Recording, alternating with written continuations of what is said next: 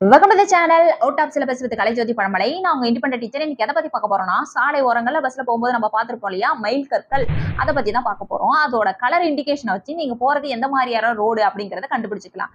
அதோட அரைவட்ட பகுதியில மஞ்சள் நிறமாவும் கீழே ஒயிட் கலரும் இருந்துச்சுன்னா நீங்க போறது ஒரு நேஷனல் ஹைவேஸ். இதுவே கிரீன் வித் ஒயிட்டா இருந்தா நீங்க போறது ஒரு ஸ்டேட் ஹைவேஸா இருக்கும். இதுவே பிளாக் ஆர் ப்ளூ வித் ஒயிட்டா இருந்துச்சுன்னா நீங்க போறது ஒரு டிஸ்ட்ரிக்ட் ரோடு ஆர் சிட்டி ரோடா இருக்கும். இதுவே ஆரஞ்சு வித் ஒயிட்டா இருந்ததுன்னா நீங்க போறது ஒரு கிராம பகுதியில இருக்கிற ஒரு ரோடா தான் இருக்கும்.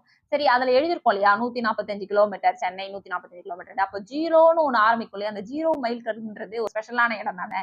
சரி, இந்தியாவை பொறுத்த வரைக்கும் மகாராஷ்டிராவுல நாக்பூர்ன்ற இடத்துல இருக்கு. அங்க பார்த்தோம்னா அதுக்கான தனி சின்னம்லாம் சுற்றுலா தலமா ஆக்கியிருக்காங்க. ஆனா சென்னையை பொறுத்த வரைக்கும் அது கேப்பாரற்று கிடக்குது. இந்த பிராட்வேன்ற சாலையில வந்து தனித்துவமா ஆக்கணும்ட்டு தமிழ்நாடு அரசுக்கு கோரிக்கை வச்சிருக்காங்க. இத பார்த்தோனே எனக்கு ஷேர் பண்ணணும்னு தோணுச்சு. இத இப்பதான் கேட்கறீங்கன்னா, என் சேனல